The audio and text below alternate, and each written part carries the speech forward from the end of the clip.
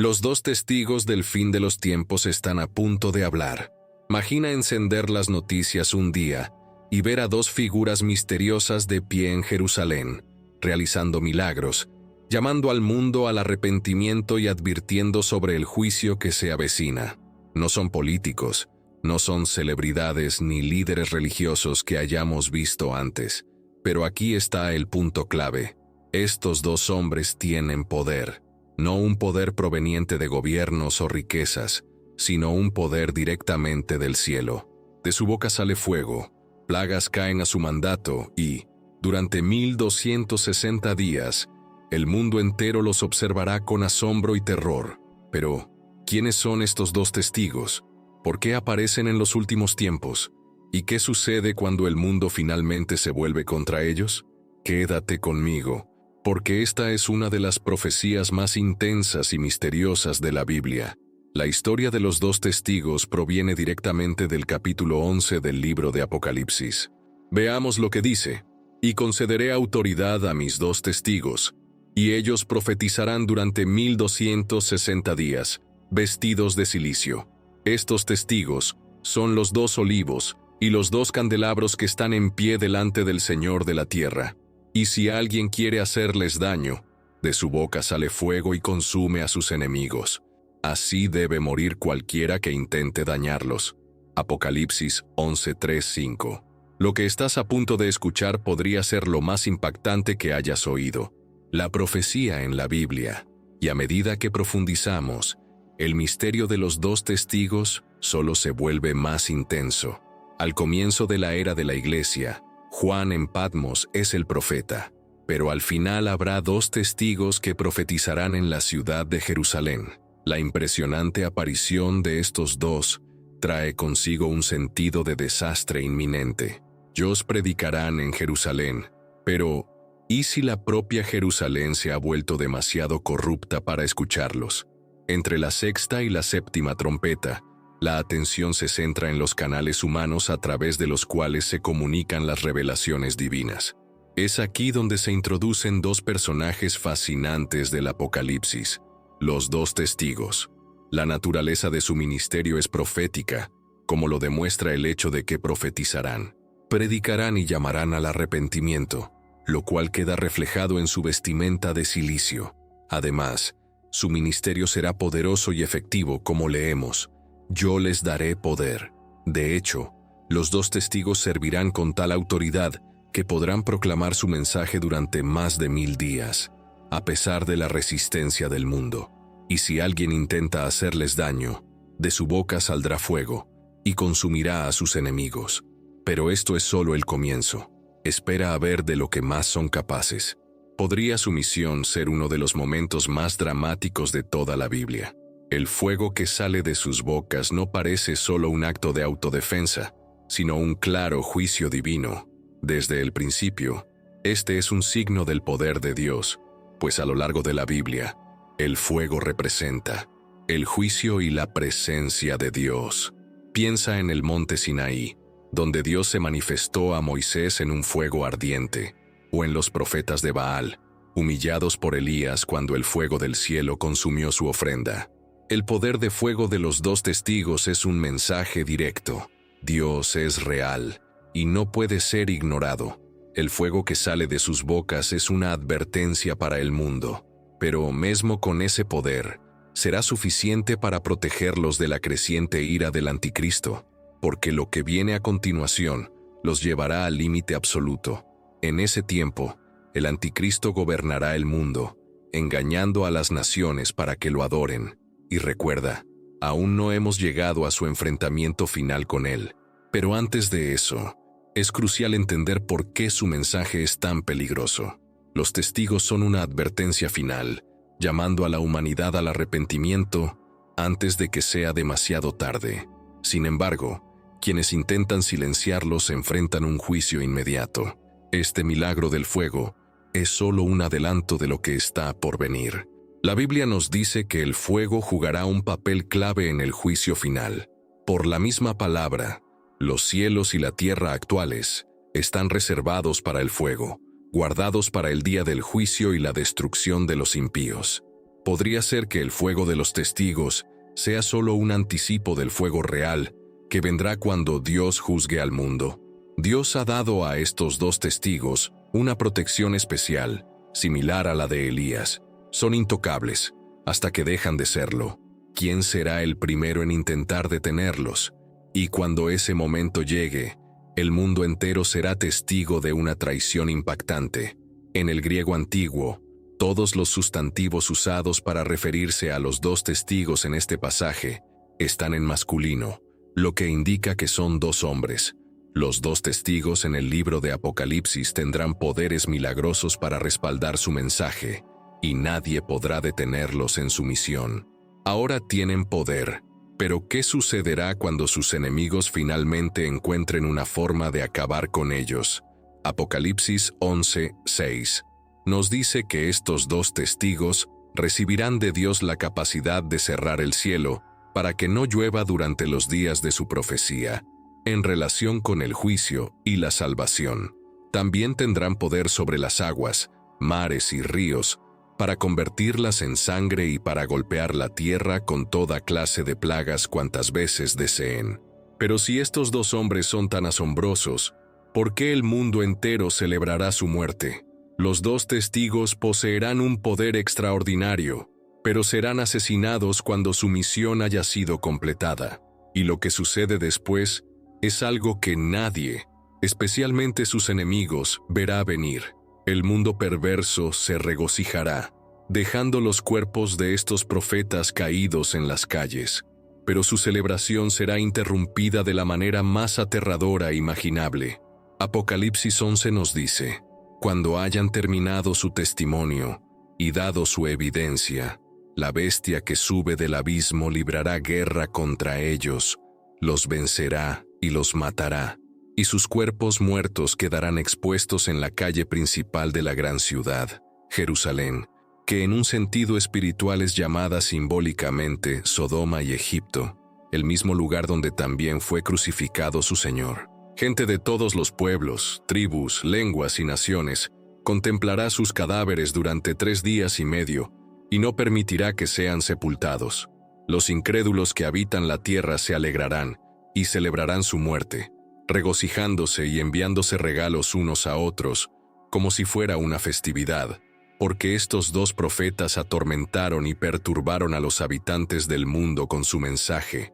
Imagina esto: el mundo entero organizando la mayor celebración de la historia. Fuegos artificiales, desfiles, festejos en cada nación, personas intercambiando regalos como si fuera Navidad. Pero aquí está el giro inesperado. Esto no es un día festivo, sino una reacción a la muerte de dos hombres cuyos cuerpos yacen en la calle. ¿Por qué el mundo se alegraría tanto por la muerte de alguien? Los medios de comunicación difundirán mentiras sobre ellos, distorsionando su mensaje. Y si nadie queda para defender la verdad, ¿quién hablará en su favor? Los gobiernos los declararán una amenaza para la paz mundial. ¿Por qué? Porque proclaman la verdad, y el mundo no quiere escucharla. Y como pronto verás, el precio por hablar la verdad en los últimos tiempos será la muerte. Jesús ya nos advirtió sobre esto en Juan 3. La luz vino al mundo, pero la gente amó más tinieblas en lugar de luz, porque sus obras eran malas. Estos testigos traerán luz a la oscuridad, y el mundo hará todo lo posible por silenciarlos. Pero aquí está el detalle clave: no podrán ser detenidos. Al menos, no todavía. Una ciudad como ninguna otra.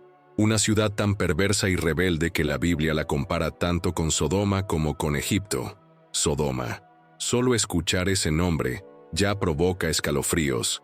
Génesis 19 nos dice que Sodoma era famosa por su inmoralidad sexual, orgullo y violencia.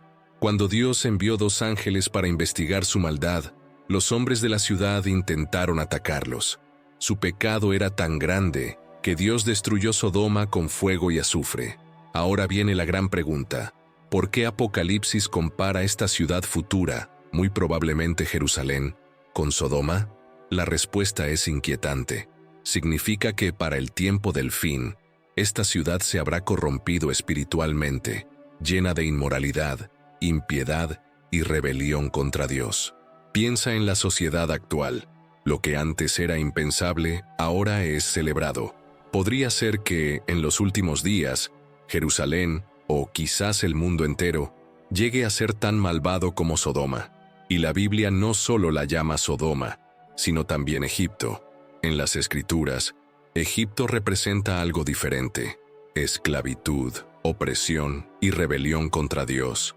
Fue en Egipto donde el faraón esclavizó al pueblo de Dios y se negó a dejarlos ir. Fue en Egipto donde los falsos dioses y la idolatría dominaron la tierra. Cuando Apocalipsis 11:8 llama a esta ciudad Egipto, el significado es profundo. Nos está diciendo que este lugar se convertirá en un símbolo de opresión. ¿Podría referirse a la esclavitud literal? Es posible, pero también podría significar esclavitud espiritual, una atadura al pecado, al engaño y al control absoluto bajo el gobierno del anticristo. Imagina un mundo donde las personas no solo sean esclavizadas físicamente, sino también mental y espiritualmente, obligadas a inclinarse ante un falso Mesías. ¿Podría ser esta profecía una advertencia de que, en los últimos tiempos, el mundo caerá bajo un sistema de total oscuridad espiritual, al igual que Egipto? Esto es un plan divino. El mismo Dios que permitió su muerte tiene algo preparado que nadie, y especialmente el anticristo, podrá prever. La verdad suele ser odiada. Aquellos que defienden a Dios serán perseguidos, pero al igual que estos dos hombres, estamos llamados a permanecer fieles sin importar el costo. El propio Jesús dijo: «Entonces os entregarán para ser perseguidos, y os matarán, y seréis odiados por todas las naciones por causa de mi nombre». La pregunta es, cuando llegue el momento, ¿nos mantendremos firmes por Cristo como lo hicieron los dos testigos? Y aquí se profetiza algo extraño. Es tan sutil que muchos lo pasan por alto. Es posible que el hecho de que personas de todos los pueblos, tribus, lenguas y naciones vean este evento sea un indicio indirecto de cómo funciona hoy en día la comunicación global. No es difícil imaginar una transmisión en vivo a nivel mundial, transmitida por canales de noticias y el Internet, mostrando la impactante escena descrita aquí. La idea también es que el mundo humillará a estos dos testigos, tratando sus cuerpos con desprecio, como una muestra de su desprecio hacia Dios. Dejar un cuerpo sin sepultura, expuesto a la vista de todos, era la mayor humillación que alguien podía sufrir a manos de sus enemigos. Sin embargo, Dios no puede ser burlado. Los medios de comunicación que difundieron mentiras sobre ellos presenciarán algo monumental. Después de 3 días y medio, el aliento de vida de Dios entró en ellos, y se pusieron de pie. Un gran temor y pánico se apoderó de todos los que los observaban. Pero ese miedo es solo el comienzo, porque algo aún mayor está por suceder.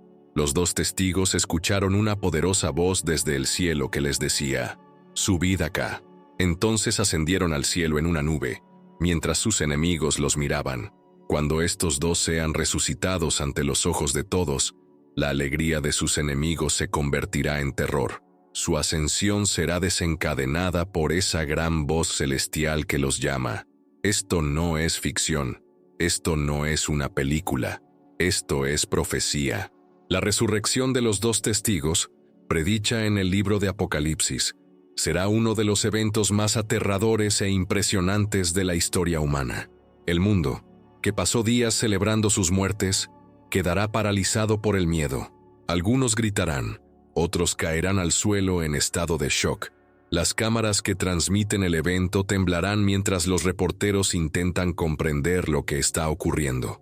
El pavor será tan intenso, tan abrumador, que muchos se darán cuenta, demasiado tarde, de que estaban equivocados, porque la tierra no era digna de estos dos testigos. Dios simplemente los convocó, y ascendieron al cielo en una nube. «Subid acá». Un viento frío recorrió las calles de Jerusalén. El cielo, que antes estaba brillante y lleno de celebración, de repente se oscureció. La risa que antes resonaba en la ciudad fue reemplazada por un silencio atónito. ¿Puedes imaginar el terror? Las cámaras de noticias que antes transmitían sus cuerpos sin vida, ahora mostraban algo que no se podía explicar. Esto no es una ilusión.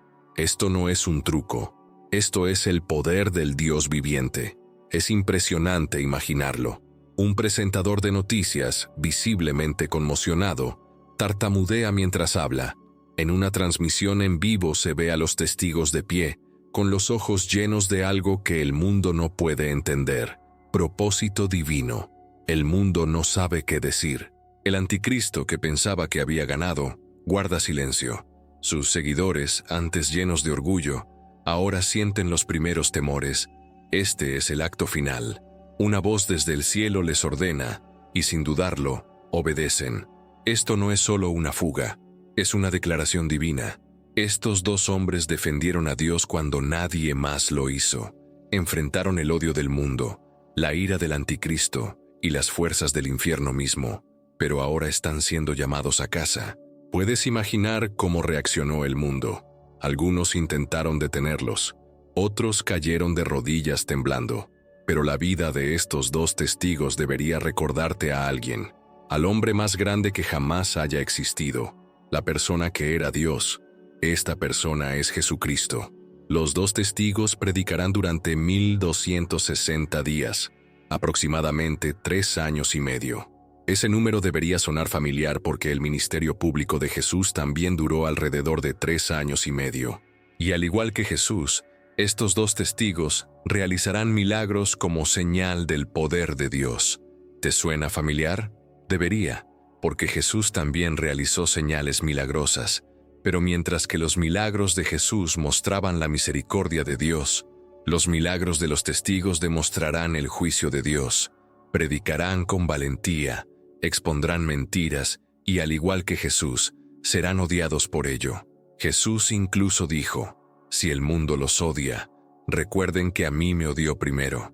Los líderes religiosos de su tiempo lo veían como una amenaza. Exponía su corrupción, desafiaba su poder y atraía multitudes que no podían controlar. Lo mismo ocurrirá con los dos testigos. Ellos denunciarán el mal del reino del anticristo, y el mundo se enfurecerá contra ellos. Pero aquí es donde la historia se vuelve aún más sorprendente. También tendrán una resurrección y una ascensión. Es imposible no notar las sorprendentes similitudes entre las muertes de los dos testigos y la de Jesús. Esta es una imagen de lo que sucederá con todos los que se mantengan firmes en Cristo. Aunque el mundo los persiga y el mal parezca triunfar, la última palabra siempre la tiene Dios. Pero Dios no ha terminado aún. En la misma hora, habrá un gran terremoto. Un terremoto trae juicio e inspira a muchos a alabar Dios, pero aún queda por ver si esto resultará en un verdadero arrepentimiento que conduzca a la salvación. Cuando las personas dejen la ciudad, un fuerte terremoto ya habrá destruido 1/10 parte de los edificios y matado a 7,000 habitantes de la ciudad. Imagina esto: el suelo bajo tus pies comienza a temblar violentamente, la tierra se abre, los edificios se derrumban y el caos estalla. Los terremotos a menudo están vinculados al juicio divino en la Biblia. Cuando Jesús murió en la cruz, la tierra tembló y el velo del templo se rasgó en dos, y en el libro de Apocalipsis, los terremotos señalan eventos importantes en la línea de tiempo de los últimos tiempos de Dios. ¿Podría la creciente actividad sísmica de hoy ser una advertencia de lo que está por venir? La Biblia nos dice que estemos atentos a los dolores de parto, algunas señales de que algo más grande está por venir. Mateo 24:7 dice que habrá hambrunas y terremotos en varios lugares. Todos estos son el comienzo de los dolores de parto. 7,000 personas murieron en el terremoto, y los sobrevivientes quedaron aterrados, y dieron gloria al Dios del cielo. Este no es solo un terremoto cualquiera, es una última llamada de atención. Un mundo que se negó a escuchar ahora está obligado a reconocer el poder de Dios. Ahora, mientras te contaba esta historia, ¿alguna persona vino a tu mente? O mejor dicho, ¿te recuerdan los dos testigos a alguien en particular? Antes de escuchar mis teorías, escribe las tuyas en los comentarios. Tal vez veas un nombre que te sorprenda. Ahora hay 3 teorías principales sobre la identidad de los dos testigos. La primera teoría sobre los dos testigos en Apocalipsis es que podrían ser Moisés y Elías, ya que Juan, hace referencias específicas a los milagros que los testigos realizarán. Muchas personas creen que Moisés y Elías podrían ser los dos testigos, ya que Moisés presenció más milagros que Abraham, Isaac y Jacob juntos, con varios milagros ocurriendo uno tras otro mientras Dios intercedía en favor de su pueblo. ¿Recuerdas las 10 plagas de Egipto? En Éxodo 7:20, Moisés levantó su vara y el río Nilo se convirtió en sangre.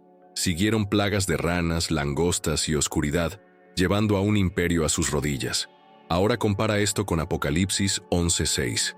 Ellos tienen poder para convertir las aguas en sangre y para golpear la tierra con todo tipo de plagas cuantas veces quieran. Esto no es una coincidencia.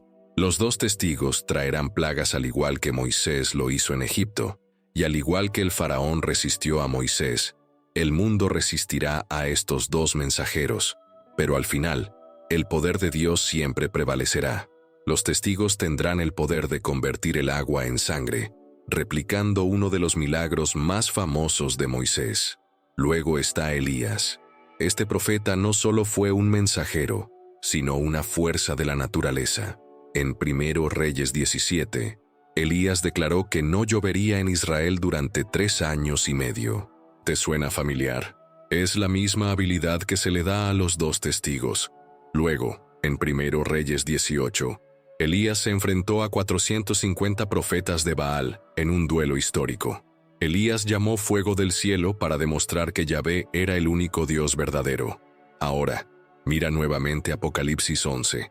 Los dos testigos tienen el mismo poder. Si alguien intenta hacerles daño, fuego sale de sus bocas y devora a sus enemigos.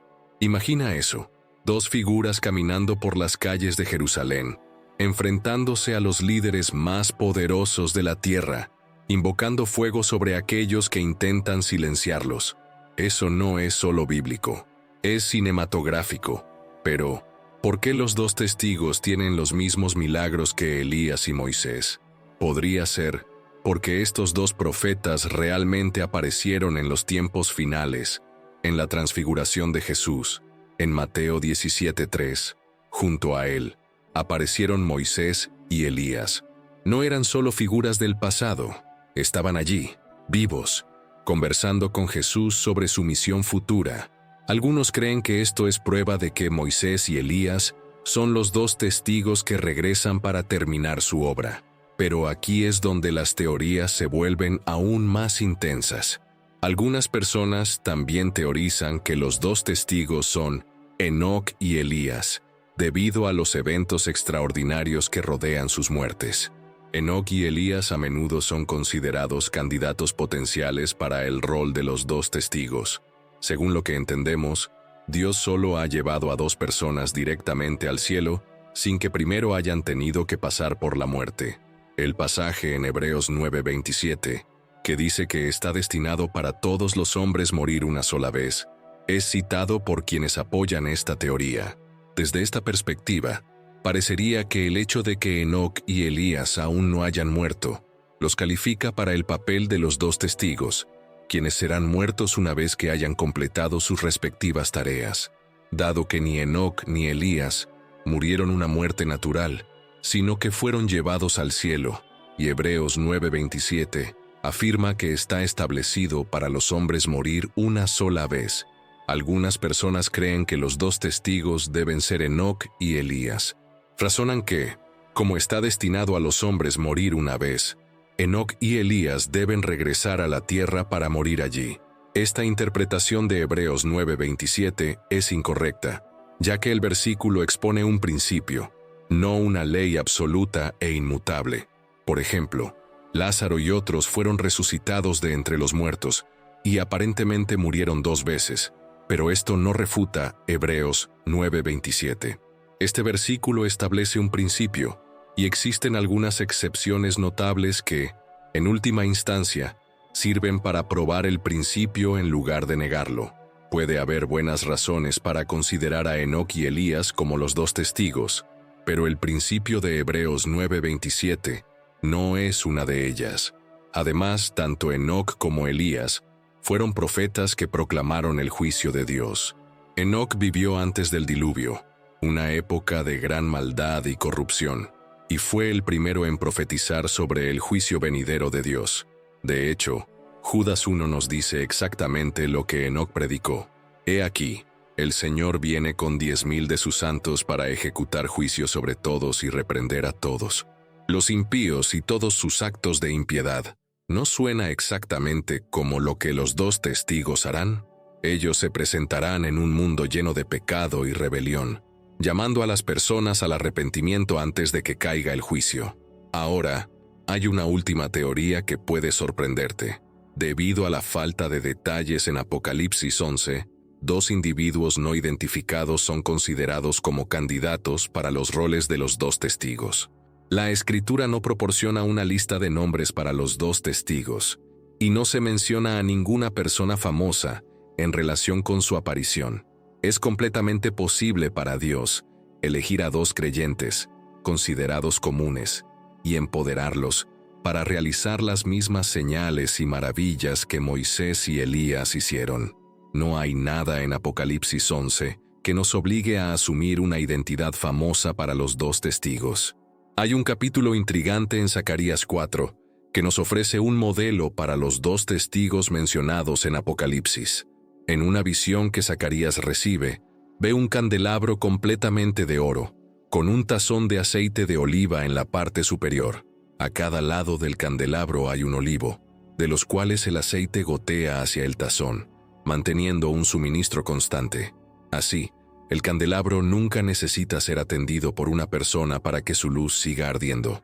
En otras palabras, el poder de Dios para sostener su obra fluye a través de 2 personas designadas para la tarea. Los 2 testigos de Apocalipsis tendrán este mismo tipo de función divina, en la que su luz es mantenida por el aceite proporcionado directamente por Dios. El poder de Dios fluyendo a través de ellos para cumplir la obra de Dios.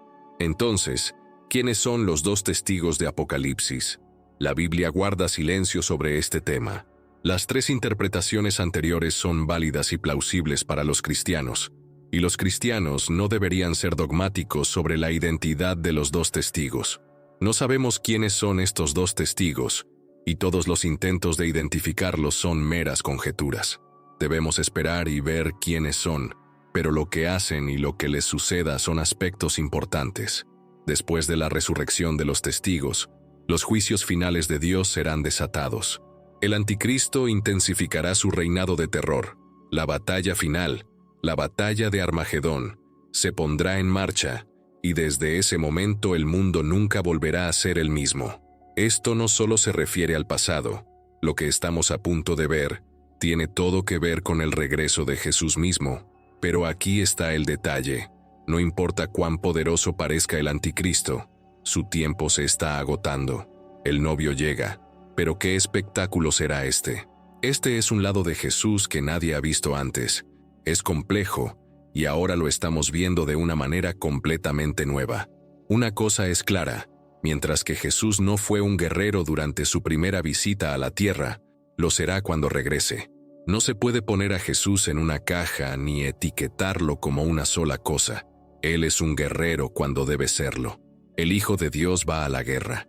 La primera vez que Jesús vino a la tierra, montó un burro, lo cual simbolizaba paz, pero la segunda vez no irá en un burro, sino en un caballo, el montado por un guerrero. Él viene a luchar.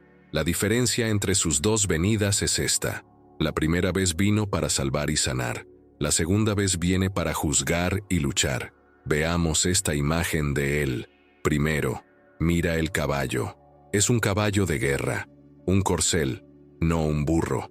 Un burro no es útil en batalla, pero un caballo sí lo es. Él tiene un ejército con él también. Mira sus títulos: fiel y verdadero. Él cumple sus promesas y su palabra. Mira su propósito: viene a juzgar y hacer la guerra con justicia. Algunas personas se ríen de la idea de una guerra justa, pero aquí está, la primera y tal vez la única guerra verdaderamente justa en la historia. Esta guerra será justa. Mira sus armas, una espada y una vara. La espada sale de su boca. Jesús pelea con sus palabras, y sus palabras pueden sanar o destruir. Por encima de todo, mira su título: Rey de reyes y Señor de señores. No importa cuántos reyes hayan existido, Él es el Rey Supremo.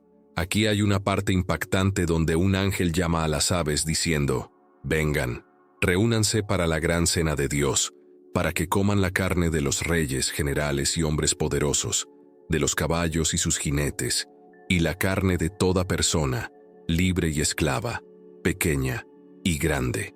¿Por qué hay tantos cuerpos en el campo de batalla? Es porque pensaron que podían luchar contra Jesús y ganar. Cualquiera que piense que puede desafiar al Rey de Reyes y Señor de Señores es un tonto. Estas personas, guiadas por el poder del mundo dictador y el falso profeta, los líderes del paganismo, se reúnen para desafiar a Cristo cuando escuchan que Él viene, pero pierden la batalla juntos. Se acabó para ellos. La bestia y el falso profeta son atrapados para siempre. Una de las principales manifestaciones del reino de Satanás, esta oposición se manifiesta en lo que llamo el espíritu del anticristo. Como veremos, es distinto de la persona llamada el anticristo, quien a su vez es diferente de los muchos anticristos que han surgido a lo largo de la historia. Este espíritu y estas personas son explicadas en las enseñanzas de Juan. Hijitos, es la última hora, el fin de esta era, y así como oyeron que el anticristo viene, el que se opondrá a Cristo e intentará reemplazarlo, incluso ahora muchos anticristos, falsos maestros, han aparecido, lo que confirma nuestra creencia de que es la última hora. Ellos salieron de nosotros, pareciendo al principio ser cristianos, pero realmente no eran de nosotros porque no fueron realmente nacidos de nuevo y transformados espiritualmente, porque si hubieran sido de nosotros, habrían permanecido con nosotros, pero salieron enseñando falsa doctrina para que quedara claro que ninguno de ellos era de nosotros. Pero ustedes tienen una unción del Santo, han sido apartados, especialmente dotados y preparados por el Espíritu Santo. Y todos ustedes conocen la verdad porque Él nos enseña, ilumina nuestras mentes y nos guarda del error. No les he escrito porque no conozcan la verdad, porque ustedes sí la conocen, y porque no hay mentira, ninguna falsedad que sea de la verdad. ¿Quién es el mentiroso? Sino el que niega que Jesús es el Cristo, el Mesías, el ungido. Este es el anticristo, el enemigo y antagonista de Cristo, el que niega y se niega de manera constante a reconocer al Padre y al Hijo. El que niega y repudia al Hijo no tiene al Padre. El que confiesa y reconoce al Hijo también tiene al Padre. 1 Juan 2, 18, 23. Permítanme aclarar el verdadero significado del término anticristo. La palabra Cristo proviene del griego Christos, que corresponde exactamente a la palabra hebrea Mashiach, de la cual obtenemos Mesías. Así que, cuando decimos anticristo, significa antimesías. Con esto, Juan se refería a un individuo que ha capturado la imaginación de muchas personas, algunas de las cuales ni siquiera conocen la Biblia.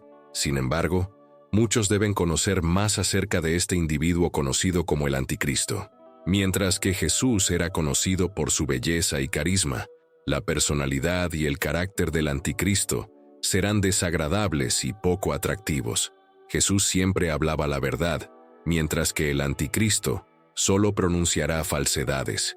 El anticristo parecerá maravilloso, será encantador y exitoso, será el máximo vencedor y aparecerá como un ángel de luz.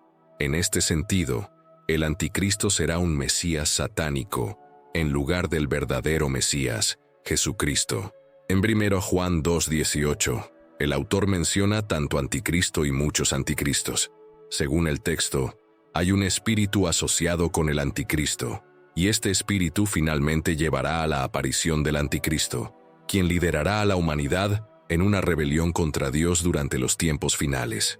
En otras palabras, aunque el mundo aún espera ver la revelación definitiva del anticristo, ya hay pequeños adelantos de este hombre y su misión venidera. Estos son los anticristos con minúscula. Aunque comúnmente llamamos al futuro líder mundial el anticristo, la Biblia le da muchos nombres o títulos. Se le conoce como el hombre de la iniquidad, el hijo de la perdición, como se menciona en 2 Tesalonicenses 2:3, Biblia amplificada, que nadie los engañe de ninguna manera, porque ese día no vendrá sin que antes venga la apostasía, es decir, la gran rebelión, el abandono de la fe por parte de los cristianos profesantes, y se revele el hombre de la iniquidad, el hijo de perdición, el anticristo, el que está destinado a ser destruido. Más adelante, en las enseñanzas de Juan, leemos: en esto conocéis el Espíritu de Dios. Todo espíritu que confiesa que Jesucristo ha venido en carne es de Dios, y todo espíritu que no confiesa a Jesús no es de Dios. Este es el espíritu del anticristo, el cual habéis oído que viene, y ahora ya está en el mundo. A lo largo de la historia de la humanidad, han aparecido y se han manifestado muchos anticristos. Según las Escrituras, al final de esta era, habrá un anticristo particular. Un poderoso gobernante conocido como el anticristo reinará sobre la humanidad por un breve periodo, lo que representa la manifestación última del mal mientras nos acercamos al fin de los tiempos. El espíritu del anticristo se intensificará y nos encontraremos luchando contra él con más frecuencia. Este espíritu obra a través de cada anticristo, marcando características distintivas de este espíritu. Juan nos ha dado señales claras de este espíritu, que son de gran importancia. La característica de este espíritu es que niega que Jesús sea el Mesías, como vemos en 1 Juan 2:22. ¿Quién es el mentiroso, sino el que niega que Jesús es el Cristo? Luego, Juan continúa: este es el anticristo que niega al Padre y al Hijo. Recuerda esto, el espíritu del anticristo no niega la existencia de Dios. De hecho, el anticristo afirmará ser el representante de la divinidad. El espíritu niega que el Mesías haya venido. Probablemente cree en el Mesías que vendrá, pero niega que el Mesías ya haya llegado, la persona conocida como el anticristo. Así que vemos tres nombres para el mismo ser: el anticristo, el hombre de la iniquidad y el hijo de perdición. Además, se nos da otro nombre importante en el libro de Apocalipsis 13, que es parte de la visión que tuvo Juan. Y vi al dragón, Satanás, que se mantenía sobre la orilla del mar. Luego vi una bestia feroz que subía del mar, con 10 cuernos y 7 cabezas, y sobre sus cuernos 10 coronas reales, diademas, y sobre sus cabezas blasfemias. Los nombres y la bestia que vi se parecía a un leopardo, pero sus pies eran como los de un oso, y su boca como la de un león, y el dragón le dio su poder, su trono y gran autoridad. Vi una de sus cabezas, que parecía tener una herida mortal, pero su herida mortal fue sanada, y toda la tierra siguió a la bestia asombrada. Se postraron y adoraron al dragón porque le dio su autoridad a la bestia. También adoraron a la bestia diciendo: ¿quién es como la bestia, y quién podrá hacerle guerra? Apocalipsis 13:1-4. Aquí vemos el cuarto título, la bestia, una persona que surgirá a quien Satanás, el dragón, le otorgará su poder. La visión de Juan de una bestia que surge del mar en Apocalipsis 12 tenía principalmente al cielo en vista, pero ahora la escena de su visión cambia a la tierra y, en su visión, se encontraba sobre la arena del mar. Juan se refiere a esta criatura como una bestia, no un dragón, como se describe en Apocalipsis 12:3. Esta criatura simboliza a alguien distinto de Satanás, representado por el dragón. Apocalipsis 12:9. Aunque esta bestia es distinta del dragón de Apocalipsis 12, aún está estrechamente identificada con él. No es el dragón, pero se le asemeja porque el dragón también tiene 7 cabezas y 10 cuernos. ¿Por qué Satanás le dará su poder a esa persona? Porque esto permitirá que esa persona obtenga dominio sobre toda la raza humana y convenza a toda la humanidad de hacer una sola cosa. Lo que Satanás más desea es ser adorado. Su objetivo ha sido un proyecto a largo plazo, en el que ha trabajado pacientemente durante siglos. Se levanta una imagen de la bestia y se ordena que todo el mundo la adore. A lo largo de la historia, los hombres a menudo se han postrado ante la imagen de un gobernante político. El anticristo también es llamado el hijo de la perdición, como lo fue Judas, Segundos Tesalonicenses 2:3, Juan 17:12. Mientras estaba con ellos, los guardaba en tu nombre, el que me diste, y los protegía. Ninguno de ellos se perdió, excepto el hijo de perdición, para que se cumpliera la escritura. Este líder mundial recibe poder y apoyo de Satanás. A través de este hombre, Satanás expresará su deseo y autoridad. La bestia acepta la oferta que Jesús rechazó. Mateo 4:8-10. El diablo lo llevó a un monte muy alto y le mostró todos los reinos del mundo, y la gloria, esplendor, magnificencia y excelencia de ellos, y le dijo: todo esto te daré, si te postras y me adoras. Entonces Jesús le dijo: vete, Satanás, porque está escrito y permanece para siempre: adorarás al Señor tu Dios, y a Él solo servirás. La recuperación de la bestia y su herida mortal. Vi una de sus cabezas como si hubiera sido mortalmente herida, pero su herida mortal fue sanada, y todo el mundo se asombró y siguió a la bestia. La recuperación de la bestia aumenta. Su fama y autoridad asombrarán al mundo, que seguirá a la bestia. Esta recuperación se menciona 2 veces más en Apocalipsis 13:12 y 13:14, en relación con la adoración y devoción mundial hacia la bestia. En Apocalipsis 13:12, dice que ejercerá toda la autoridad de la primera bestia en su presencia, y hará que la tierra y sus habitantes adoren a la primera bestia, cuya herida mortal fue sanada. Usando los términos herido y sanado, este es sin duda un anticristo que incluso imita a Jesús en su muerte y resurrección. El mundo creerá esto, lo que aumentará enormemente su fama y poder. A continuación, vemos la autoridad y popularidad de la bestia, cuya influencia asombrará al mundo, llevando a las personas a creer que es invencible. Según Daniel, quien tenga una gran habilidad para hablar, no solo usará un lenguaje sofisticado, sino que también hablará de manera despectiva acerca de Dios. El anticristo será descrito como un hombre cuya apariencia será superior a la de sus hermanos, y muchas personas lo encontrarán muy atractivo debido a su encanto, elocuencia y apariencia impresionante.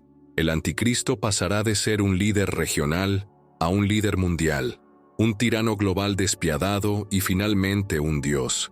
Las blasfemias de la bestia en Apocalipsis 13:5-6 nos dicen que se le dio una boca con poder para pronunciar grandes cosas y palabras arrogantes y blasfemas, y se le dio libertad y autoridad para actuar como deseara durante 42 meses.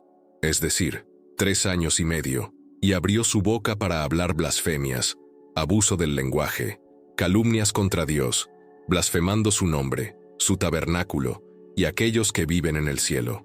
Blasfemo podría ser un título más preciso que anticristo para este dictador de los tiempos finales. Este individuo será alguien que se opone a Dios y a todo lo que Él representa, incluyendo su nombre, su morada y los habitantes del cielo. Algunos emperadores romanos blasfemaron a Dios de esta manera, pero no cumplieron estas profecías, aunque sí las prefiguraron, y se le dio autoridad para continuar durante 42 meses. Según la profecía bíblica, se permitirá que la bestia actúe sin restricciones durante 42 meses, lo que equivale a 3 años y medio. La bestia hace guerra contra los santos. Apocalipsis 13:7. También se le permitió hacer guerra contra los santos, el pueblo de Dios, y vencerlos, teniendo autoridad y poder sobre todas las tribus, pueblos, lenguas y naciones. El gobierno de la bestia perseguirá y extinguirá a todos aquellos que no se arrodillen en adoración ante la bestia, el anticristo y la Trinidad impía. ¿Qué es la Trinidad impía? La primera persona de la Trinidad impía es Satanás. El anticristo será el segundo miembro maligno, y el Hijo. Y la tercera parte de esta Trinidad impía, el falso profeta, guiará la adoración y aclamación del pueblo de regreso al anticristo. Satanás a menudo intenta imitar o falsificar la obra de Dios para parecerse a él. La estrategia común de Satanás es imitar o falsificar las creaciones de Dios para parecerse a él. La llamada Trinidad impía, tal como se describe vívidamente en Apocalipsis 12:3, no es una excepción. La Trinidad Santa está compuesta por Dios el Padre, Jesucristo y el Espíritu Santo. Satanás, el Anticristo y el falso profeta son la Trinidad impía, una imitación de la Santa Trinidad. El primer miembro y padre de la Trinidad impía es Satanás. El Anticristo será el segundo miembro y el Hijo, y el tercer miembro de la Trinidad impía, el falso profeta, dirigirá la adoración y alabanza del pueblo hacia el Anticristo.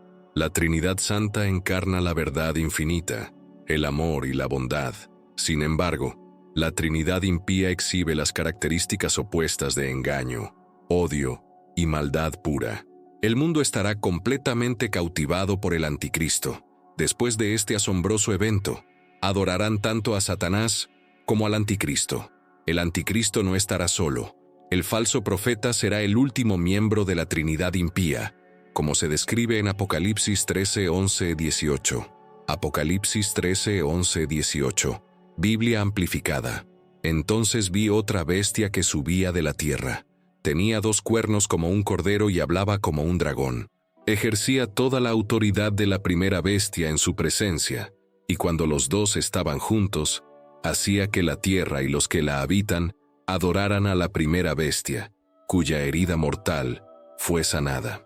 Realiza grandes señales, incluso haciendo que fuego caiga del cielo a la tierra, ante los ojos de las personas, y engaña a los que no se han convertido, los que habitan en la tierra, para que le crean por las señales que le ha dado Satanás, para realizar en presencia de la primera bestia, diciéndoles a los que habitan en la tierra que hagan una imagen de la bestia, que fue herida mortalmente por la espada, y volvió a la vida. Le ha dado poder para dar aliento a la imagen de la bestia, de modo que la imagen de la bestia parecerá hablar, e inducirá a aquellos que no se inclinen ni adoren la imagen de la bestia a ser ejecutados. También obliga a todos, pequeños y grandes, ricos y pobres, libres y esclavos, a recibir una marca en su mano derecha o en su frente, que signifique lealtad a la bestia, y que nadie podrá comprar ni vender, excepto el que tenga la marca, ya sea el nombre de la bestia o el número de su nombre. Aquí hay sabiduría, que el que tenga entendimiento calcule el número de la bestia, porque es el número imperfecto de un hombre, y su número es 666. Esta segunda bestia emerge de la tierra, no del mar. Aunque parece manso, humilde y benevolente, los cuernos indican que tendrá poder.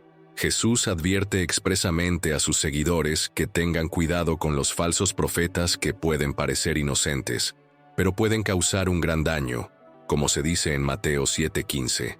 Cuidado con los falsos profetas, maestros que vienen a ustedes vestidos como ovejas, aparentando ser gentiles e inocentes, pero por dentro son lobos rapaces. Según Apocalipsis 13:13, el falso profeta tiene la capacidad de realizar milagros impresionantes, incluyendo invocar fuego del cielo, levanta una imagen del Anticristo para que sea adorada, le da vida a la imagen, exige que todos la adoren y ejecuta a aquellos que se niegan a hacerlo. Pablo declaró que el Anticristo vendrá con todo poder, señales y prodigios mentirosos. Segundas Tesalonicenses 2:9. En Apocalipsis 13:1-15, se dice que engaña a los no convertidos, aquellos que habitan la tierra, para que le crean debido a las señales que Satanás le permite realizar en presencia de la primera bestia, diciendo a los habitantes de la tierra que hagan una imagen de la bestia, que fue herida mortalmente por la espada, y volvió a la vida. A esta imagen se le da poder para darle aliento, de modo que la imagen incluso parezca hablar, y cause que aquellos que no se inclinen y adoren la imagen de la bestia sean condenados a muerte. Se dice que el falso profeta exigirá que todas las personas reciban una marca permanente, similar a cómo se marcaban a los esclavos en el pasado, para mostrar su total lealtad al Anticristo y su rechazo a Dios. Esta marca será necesaria para realizar cualquier transacción comercial, y aceptar la marca será un acto de fidelidad al Anticristo. El resultado es la muerte eterna, según Apocalipsis 14:10. Según la Biblia, aquellos que aceptan la marca no solo están aceptando un sistema económico, sino también un sistema de adoración que rechaza a Jesucristo. El número de la bestia se revela en Apocalipsis 13:18, 666. Leemos sobre una marca en su mano derecha o en sus frentes. Satanás no es un ser creativo. Lo único que puede hacer es imitar a Dios. No es sorprendente encontrar que esto también es una parodia satánica de algo que Dios hará. Imitando la marca de Dios sobre su pueblo, Apocalipsis 7:3-4 dice: «No dañen la tierra, ni el mar, ni los árboles, hasta que hayamos sellado en sus frentes a los siervos de nuestro Dios». Y escuché cuántos fueron sellados: 144,000, 12,000 sellados de cada tribu de los hijos de Israel. Este acontecimiento ocurre en Apocalipsis 16, donde se narra el derramamiento de las copas llenas de la ira de Dios. Estas copas fueron derramadas contra todo el imperio anticristiano, junto con todo lo que estaba relacionado con él. Este juicio es derramado sobre la tierra, el mar, los ríos y las fuentes de agua. Las 7 plagas terribles son derramadas sobre la tierra, y a pesar del devastador efecto de las plagas, la gente continuará blasfemando contra Dios en lugar de alabarlo. La aterradora ira de Dios purga la tierra del mal. Tanto la 6ª copa como la 6ª trompeta tienen algo que ver con el río Éufrates, y ambos juicios se enfocan en los ejércitos, que han sido motivados por actividades demoníacas. El evento comienza con el secado del río Éufrates, Apocalipsis 16:12. Luego, el 6º ángel derramó su copa sobre el gran río Éufrates, y sus aguas se secaron para que se preparara el camino para la venida del Rey del Este. Observamos que cayó sobre el gran río Éufrates. Algunos lo toman literalmente, como el lugar donde comenzó el poder y el imperio turco en tiempos antiguos. Los romanos creían que el río Éufrates actuaba como una barrera segura contra las invasiones potenciales provenientes de los imperios del este. En ese momento de la historia, el río se extendía aproximadamente por 2.900 kilómetros, y su ancho variaba entre 275 y 1.100 metros. Sin embargo, si el río Éufrates se secara y se convirtiera en un camino, permitiría que grandes ejércitos del este, incluyendo naciones como China, India y Japón, se desplazaran hacia el oeste con facilidad. Existen muchas especulaciones sobre las razones por las que estos ejércitos orientales se desplazan hacia el oeste. Algunos creen que es para destruir a Israel, mientras que otros piensan que es para rebelarse contra el Anticristo, un líder mundial basado en Europa. Al final, lucharán contra Dios y su Mesías, mientras Dios ejecuta el 6º juicio de copa, guiando la historia hacia la batalla de Armagedón. ¿Cuál fue el resultado de esta copa? Provocó que el río se secara, privando a la ciudad de sus fuentes de riqueza y provisiones, y otras necesidades. Apocalipsis 16:13-14. Y vi 3 espíritus inmundos como ranas que salían de la boca del dragón, de la boca de la bestia, el anticristo, dictador, y de la boca del falso profeta, porque son espíritus de demonios que hacen señales milagrosas, y salen a los reyes de toda la tierra habitada, para reunirlos para la guerra del gran día de Dios, el Todopoderoso. Son los espíritus de los demonios que realizan señales. Una vez más, los demonios utilizan señales y maravillas como herramientas de engaño. Apocalipsis 13 se refiere a este falso profeta como la segunda bestia. Leemos que los reúnen para la batalla, y esta batalla no es entre naciones, sino Dios luchando contra las naciones del mundo. La profecía habla de 3 conflictos significativos, y este es uno de ellos. El gran dragón está haciendo un último intento para recuperar su poder y estatus en el mundo. Está reuniendo sus fuerzas y convocando sus espíritus para lanzar un último ataque desesperado antes de que sea demasiado tarde. Aquí observamos los instrumentos que usa para involucrar a las fuerzas de la tierra en su causa y disputa. 3 espíritus inmundos. Los 3 espíritus inmundos se refieren a los demonios que asisten a Satanás, a la bestia y al falso profeta, realizando milagros para persuadir a los reyes del este, así como a los ejércitos y gobernantes de todo el mundo, para que se reúnan y participen en la batalla contra la segunda venida de Cristo. Leemos que el gran día de Dios, el Todopoderoso, está claro quién será el vencedor de esta batalla. Es el gran día de Dios, no de los hombres, el anticristo o el dragón. En medio de la representación de la batalla inminente, hay un llamado a la acción, a estar preparados para el triunfo de Jesús. Actividad demoníaca.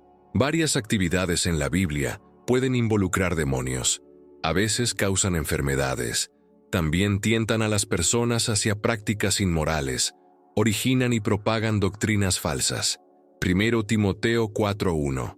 Pero el Espíritu Santo declara explícitamente y sin lugar a dudas que en los últimos tiempos algunos se apartarán de la fe, prestando atención a espíritus engañosos y doctrinas de demonios. Durante el fin de los tiempos, Dios usará a los demonios para cumplir su plan, a pesar de su compromiso de hacer el mal. Apocalipsis 16, 14, 16. Porque son espíritus de demonios que hacen señales, los cuales salen a los reyes de todo el mundo, para reunirlos para la guerra del gran día de Dios, el Todopoderoso. He aquí, vengo como un ladrón. Bienaventurado el que se mantenga despierto y guarde sus ropas, para que no ande desnudo y no vean su vergüenza. Y los reunió en el lugar que en hebreo se llama Armagedón. Leemos Armagedón, también conocido como Har Magiddo. Es el sitio de una batalla significativa. Megido es una región que a menudo se asocia con luchas críticas. A lo largo de la historia, incluyendo la victoria de Débora sobre Sísara y el triunfo de Gedeón sobre los madianitas, también se menciona en Zacarías 12:11 como un lugar de lamento durante los últimos tiempos. Introducción a la revelación de Jesucristo. El título en inglés del libro de Apocalipsis proviene de la primera palabra en griego, que es Apocalipsis. Esta palabra significa la revelación de algo que estaba oculto anteriormente. En el libro de Apocalipsis, Jesucristo y su plan eterno son completamente revelados, lo que lo convierte en una conclusión adecuada para el Nuevo Testamento. El enfoque principal del libro de Apocalipsis es revelar la persona y el plan profético de Jesucristo. El libro tiene varios propósitos, incluyendo alentar a los creyentes a perseverar a través de la persecución y el sufrimiento, con la comprensión de que la victoria de Cristo sobre el mundo y el diablo es segura y garantizada. Este día marcará el comienzo del fin del reinado del Anticristo. En ese día fatídico, el mundo será testigo de un espectáculo en el cielo, con señales y maravillas llenando el firmamento.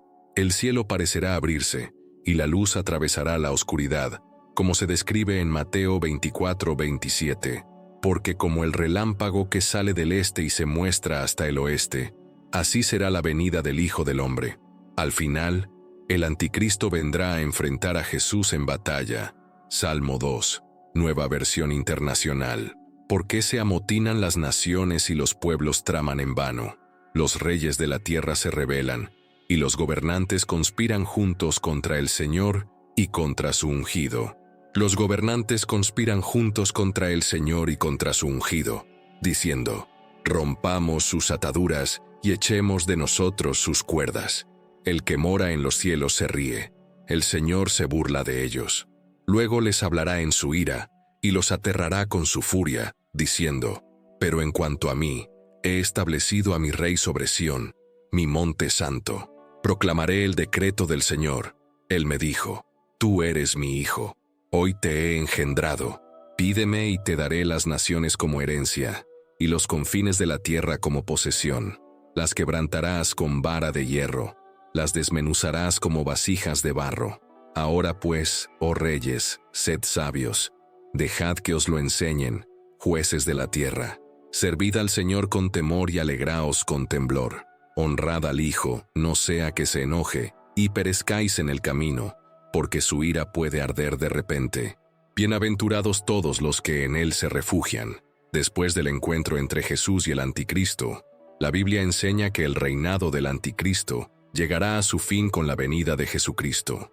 El libro de Apocalipsis, que es una visión profética dada al apóstol Juan, ofrece la descripción más vívida. Vi a la bestia y a los reyes de la tierra, y a sus ejércitos reunidos para hacer guerra contra el que montaba el caballo y contra su ejército. Y la bestia fue capturada, y con ella el falso profeta, quien realizó la señal en su presencia con la cual engañó a los que habían recibido la marca de la bestia y a los que adoraban su imagen. Estos dos fueron arrojados vivos al lago de fuego que arde con azufre. Apocalipsis 19, 19, 20.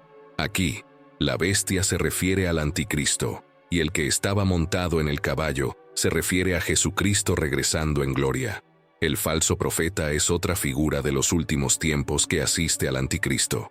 El día en que el anticristo se encuentra con Jesús, no solo marca un final, sino que da inicio a un nuevo comienzo, una fuente de esperanza para la humanidad.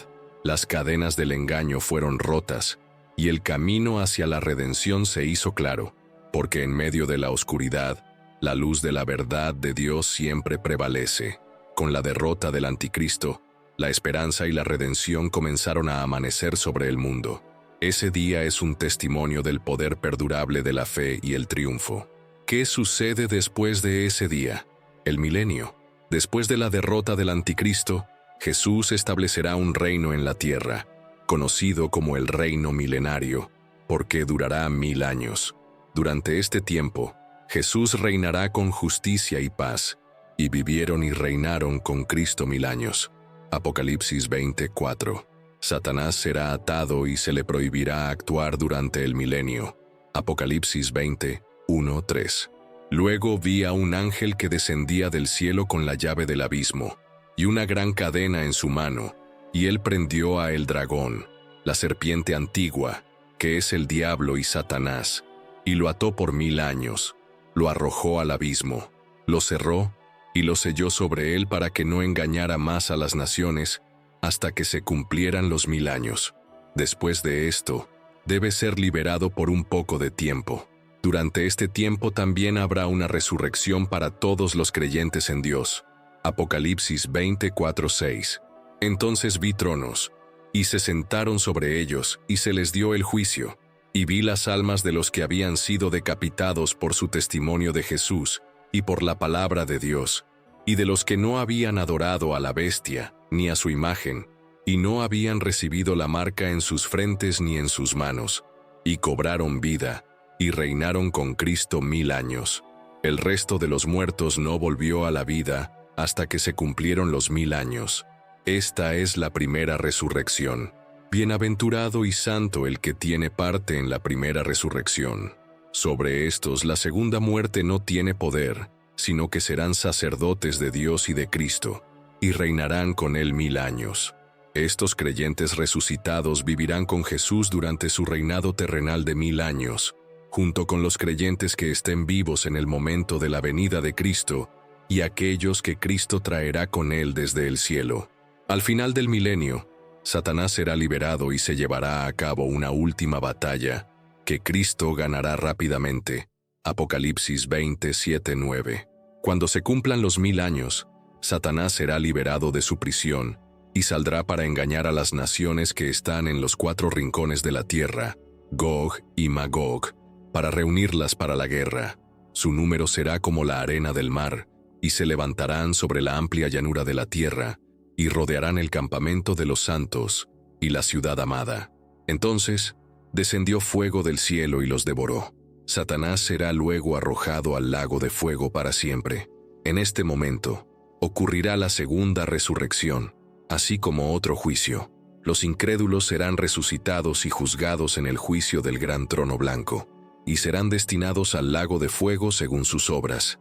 Apocalipsis 20, 11, 15. Entonces vi un gran trono blanco, y al que estaba sentado sobre él, de cuya presencia huyeron la tierra y el cielo, y no se halló lugar para ellos. Vi a los muertos, grandes y pequeños, de pie ante el trono, y se abrieron libros, y se abrió otro libro, que es el libro de la vida. Los muertos fueron juzgados según lo que estaba escrito en los libros, conforme a sus obras. El mar entregó a los muertos que había en él, y la muerte y el Hades entregaron a los muertos que había en ellos, y fueron juzgados cada uno según sus obras. Luego, la muerte y el Hades fueron arrojados al lago de fuego. Esta es la segunda muerte, el lago de fuego. Y si el nombre de alguien no fue hallado escrito en el libro de la vida, fue arrojado al lago de fuego. Escrito en el libro de la vida, fue arrojado al lago de fuego. Así que el regreso de Jesús marcará el comienzo de dos eternidades diferentes, una con Dios y una sin Él. Esta verdad se captura en dos versículos del libro de Malaquías. Porque he aquí, viene el día ardiente como un horno, y todos los soberbios y todos los que hacen maldad serán estopa. El día que viene los abrazará, dice el Señor de los ejércitos, y no les dejará ni raíz ni rama. Pero a vosotros, los que teméis mi nombre, el sol de justicia nacerá con sanidad en sus alas, y saldréis y saltaréis como becerros de la manada. Malaquías 4:1-2. Cuando Jesús regrese, el mal será derrotado, la tierra será restaurada y Dios triunfará. Tu relación con Él determinará tu reacción al regreso de Jesús. Será, como dice un comentario bíblico, la mayor calamidad de toda la historia humana o el cumplimiento de la bendita esperanza. Tito 2:13. La fe en Cristo marca la diferencia, pero ¿cuántos encontrará Él en la tierra cuando regrese que tengan fe? Lucas 18:8. El juicio es un tema común en la Biblia. Trata sobre ser responsables de nuestras acciones, la oportunidad de ser salvos o perdonados, y la justicia. Este tema combina cómo nos comportamos con cómo Dios observa todo. La Biblia presenta el juicio final como un momento decisivo en el que Dios evaluará las acciones e intenciones de cada persona. Este juicio se describe en varios libros, pero principalmente en el libro de la Revelación. Apocalipsis 20:12-13 dice: «Y vi a los muertos, grandes y pequeños, de pie ante el trono, y se abrieron los libros, y otro libro fue abierto, que es el libro de la vida. Y los muertos fueron juzgados según lo que estaba escrito en los libros, según sus obras». Este pasaje sugiere que todos, sin importar su estatus en la vida, enfrentarán el juicio. La Biblia destaca la importancia de la responsabilidad personal. No os engañéis. Dios no puede ser burlado. Todo lo que el hombre siembra, eso cosechará. Gálatas 6:7.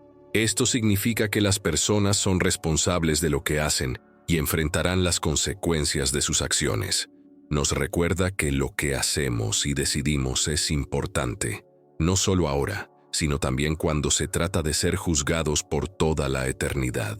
A pesar de las advertencias sobre el juicio, la Biblia también ofrece un mensaje de esperanza y redención, que se ve más claramente en Jesucristo, como el Salvador que redime a la humanidad de su pecado. Juan 3:16-17 lo explica. Porque de tal manera amó Dios al mundo, que ha dado a su Hijo unigénito, para que todo aquel que en Él cree no se pierda, mas tenga vida eterna. Porque no envió Dios a su Hijo al mundo para condenar al mundo, sino para que el mundo sea salvo por Él. Esto sugiere que la redención y la salvación están disponibles para aquellos que creen y siguen las enseñanzas de Jesús. El concepto de justicia divina es fundamental para la idea de juicio en la Biblia, y refleja un equilibrio entre la misericordia de Dios y su rol como juez justo. El Salmo 9:7-8 dice: «Pero el Señor se asentará para siempre, preparará su trono para juicio. Él juzgará al mundo con justicia, Él juzgará a los pueblos con rectitud». El Señor se sienta como Rey para siempre. Ha establecido su trono para juicio, y juzgará al mundo con justicia, ejecutando juicio para los pueblos de manera imparcial. Este versículo resalta la creencia en un juicio justo e imparcial, basado en la rectitud y la verdad. El papel de la fe y la esperanza en la última hora profundiza en los aspectos fundamentales de la fe y la esperanza en el contexto de los tiempos finales. Al pensar en los tiempos finales, la fe suele verse como una creencia sólida e inquebrantable, incluso cuando las cosas son inciertas y difíciles. Se trata de aferrarse a la convicción de que, a pesar del aparente caos y las tribulaciones, un propósito o plan superior está en marcha. Este concepto se refleja en Hebreos 11:1, que define la fe como la certeza de lo que se espera, la convicción de lo que no se ve. Esta frase significa que la fe implica creer en cosas que no podemos ver. no solo en aquellas que podemos ver. Sugiere que tener fe significa confiar en un plan o propósito superior, incluso cuando la vida se pone difícil. La esperanza, especialmente cuando los tiempos son difíciles o cuando nos acercamos al final, es como una luz que ayuda a las personas a encontrar su camino a través de momentos oscuros e inciertos.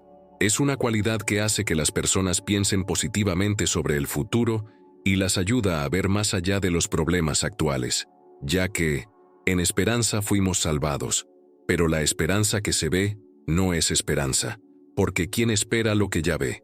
Pero si esperamos lo que no vemos, con paciencia lo aguardamos. Romanos 8, 24, 25.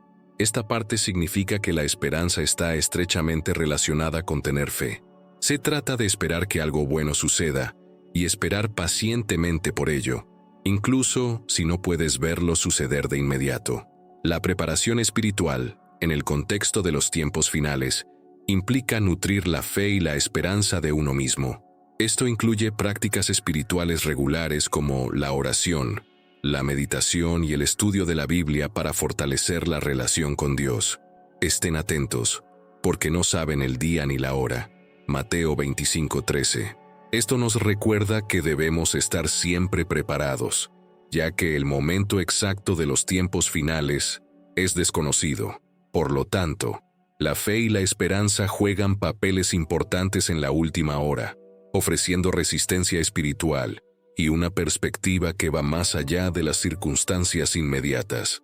Estas virtudes recuerdan a los creyentes el panorama más grande y la promesa divina, fomentando un estado de preparación y alerta espiritual.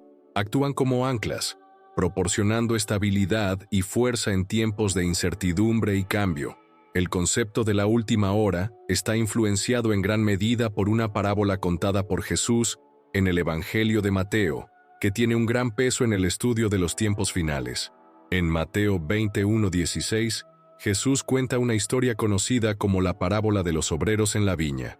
En esta narrativa, el propietario de la viña necesita trabajadores para su viñedo, por lo que salió temprano en la mañana a contratar a algunos. Acordó pagarles un denario, el salario de un día, y los envió a su viñedo. Alrededor de las 9:00 de la mañana, vio a otros que estaban inactivos en el mercado, y les dijo que fueran a trabajar en su viñedo, prometiéndoles pagarles lo que fuera justo. Hizo lo mismo al mediodía y a las 3 de la tarde. Finalmente salió alrededor de las 5 de la tarde y encontró a otros de pie, sin hacer nada. Les preguntó por qué estaban allí todo el día sin trabajar, y ellos respondieron que nadie los había contratado, por lo que los envió también a trabajar en su viñedo. Cuando oscureció, el dueño del viñedo le dijo a su mayordomo que trajera a los trabajadores y les pagara, comenzando con los que habían sido contratados al final y terminando con los primeros. Los trabajadores que fueron contratados al final llegaron, y cada uno recibió un denario. Cuando llegaron los primeros, pensaron que recibirían más, pero también recibieron un denario.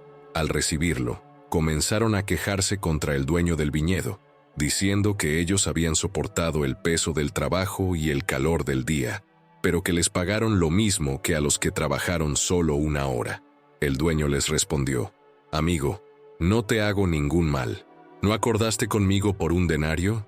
Toma lo tuyo y vete, pero yo quiero dar a este último igual que a ti. ¿No es lícito hacer lo que quiero con lo que es mío?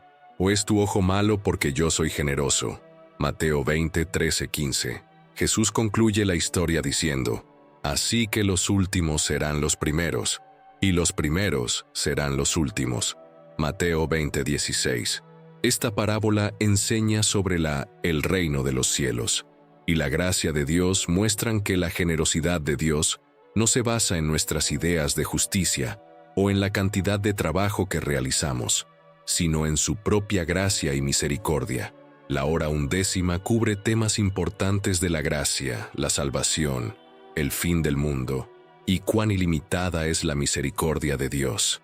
El hecho de que las personas puedan entender estos temas de maneras tan diversas muestra lo profundos y complejos que pueden ser estos debates.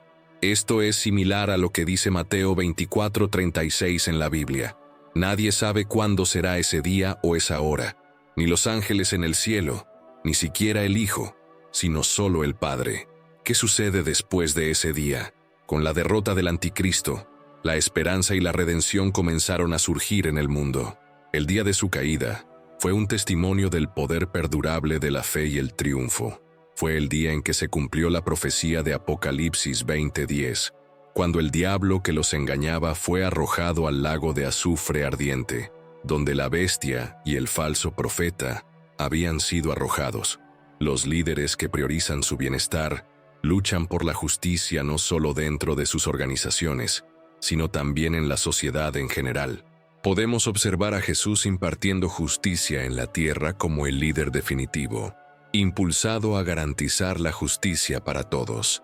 ¿Estás tomando alguna acción para causar un impacto en el mundo en términos de promover la justicia? Esta historia nos muestra la importancia del libro de Apocalipsis. Antes de su muerte, Jesús profetizó que el Espíritu Santo revelaría a él, les reveló a sus apóstoles las cosas que habían de venir. Juan 16:13. Esta profecía se cumplió parcialmente a través de las enseñanzas de Pablo y Pedro, pero se cumplió de manera más completa a través de la revelación dada al apóstol Juan mientras estaba en la isla de Patmos. El libro de Apocalipsis contiene más de 40 instancias de la frase «y vi», y la expresión «estaba en el Espíritu». Se usa con frecuencia a lo largo del libro. Juan reporta que se le instruyó para que escribiera lo que veía, un total de 12 veces. Oremos. Padre Celestial, venimos ante ti con corazones abiertos y mentes dispuestas a recibir la sabiduría y la guía que se encuentran en tus santas escrituras. En un mundo lleno de confusión e incertidumbre, buscamos claridad y entendimiento a través de tus palabras eternas. Concédenos la paciencia para profundizar en tus enseñanzas, no solo rozando la superficie, sino sumergiéndonos en la riqueza de tu mensaje. Ayúdanos a acercarnos a tu palabra con humildad, reconociendo que la verdadera sabiduría viene solo de ti. Señor, al comenzar este viaje de comprensión, te pedimos que tu Espíritu sea nuestro guía, iluminando los pasajes delante de nosotros y revelando verdades que hablen a nuestros corazones y almas. Que tu palabra se convierta en una lámpara para nuestros pies y una luz para nuestro camino, acercándonos siempre más a ti. Danos discernimiento, oh Dios, para distinguir entre las interpretaciones que se alinean con tu verdad y aquellas que se desvían de ella. Que tu Espíritu Santo nuestras mentes y ablandar nuestros corazones, permitiéndonos comprender la profundidad de tu amor y la magnitud de tu gracia. Al estudiar tus escrituras, que no solo adquiramos conocimiento, sino que también crezcamos en fe y obediencia. Danos poder para aplicar lo que aprendemos en nuestra vida diaria, viviendo los principios de amor, misericordia y justicia que nos has revelado. Señor, reconocemos nuestras limitaciones y la grandeza de tu sabiduría. Ayúdanos a acercarnos a tu palabra con reverencia y asombro, reconociendo que somos simples vasijas por donde tu verdad fluye. En momentos de confusión o duda, recuérdanos tu fidelidad a lo largo de la historia y en nuestras propias vidas. Fortalece nuestra fe, Señor, para que podamos mantenernos firmes en los cimientos de tu palabra, inmóviles ante las tormentas de la vida. Oramos no solo por nosotros, sino también por nuestros hermanos y hermanas alrededor del mundo, que tienen hambre de un entendimiento más profundo de tus escrituras. Que tu palabra nos una en comunión e inspire nuestras vidas para honrarte y glorificarte. Finalmente, Señor, te agradecemos por el precioso don de tu palabra, que habite ricamente en nosotros, transformándonos en vasos de tu gracia y embajadores de tu reino. En el nombre de Jesús oramos. Amén. Y así llegamos al final de nuestro video de hoy. Esperamos que este contenido haya sido de bendición para tu vida y que hayas encontrado inspiración y conocimiento en las escrituras que compartimos. Nos encantaría saber qué has aprendido hoy, así que deja tu comentario aquí abajo. Queremos leer tu opinión. No olvides darle like al video si te ha gustado y suscribirte a nuestro canal para no perderte más contenido como este. Gracias por acompañarnos.